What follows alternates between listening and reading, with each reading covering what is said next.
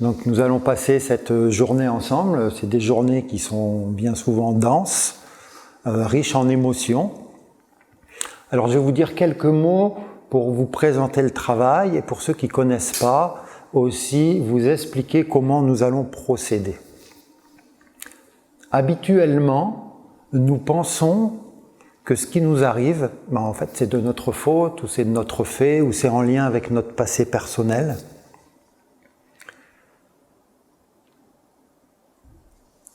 Sous l'angle des constellations familiales, on se rend compte que lorsque nous ne voulons pas quelque chose et que ça arrive systématiquement, ou lorsque nous voulons quelque chose mais que ça ne se concrétise jamais,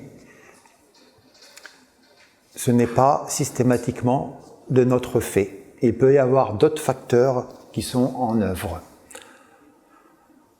Dans la méthode des constellations familiales, on appelle cela être en lien avec un ou plusieurs membres de notre système familial.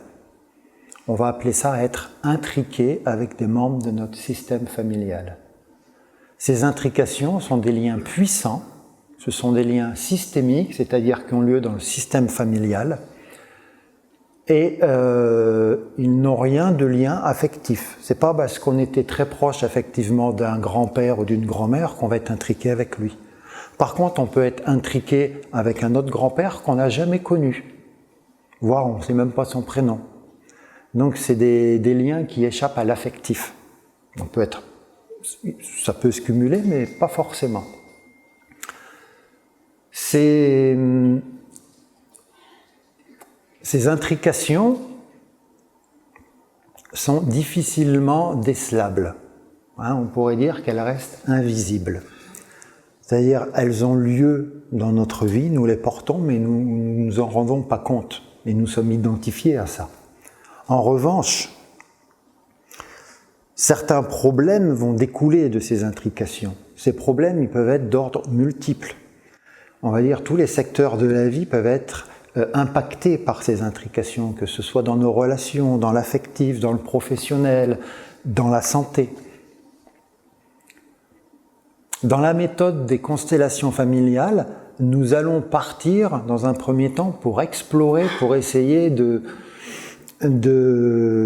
rentrer en contact avec cette influence invisible.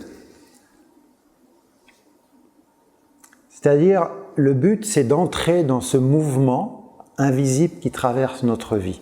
C'est un peu comme si on a des fils invisibles qui tissent la trame de notre vie, on ne les voit pas, mais on en porte les conséquences dans notre vie.